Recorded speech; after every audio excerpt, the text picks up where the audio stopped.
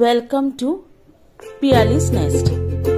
আজকে আপনাদেরকে ইলিশ পাতুরি করে দেখাবো। চলুন, কলা পাতাগুলো সাইজ করে কেটে নিয়ে ভালো করে গ্যাসে করে এপিট ওপিট করে সেঁকে নিলাম। হালকা করে সেঁকে নিলেই হবে, যাতে মোড়ার সময় না ভেঙে যায়। কাঁচা থাকলে ভেঙে যাওয়ার সম্ভাবনা আছে।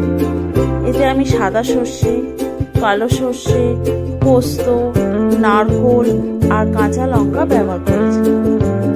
ওই মিশ্রণটা ইলিশ মাছের উপরে দিয়ে স্বাদ মতো নুন, হলুদ আর সর্ষের তেল দিয়ে ভালো করে মাখিয়ে সেঁকা কলার পাতার উপরে দিয়ে ভালো করে বেঁধে নেব, যাতে খুলে না যায়। আমি টুথপিক ব্যবহার করেছি, অনেকে সুতো ব্যবহার করে।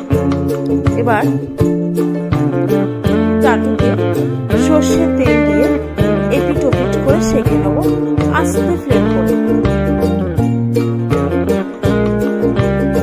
দেখুন, ফুলটি যখন দারুণ দেখতে হয়েছে আর গন্ধটা তেমন বেরিয়েছে। গরম ভাতের সাথে ইলিশ মাছ দারুণ কম্বিনেশন।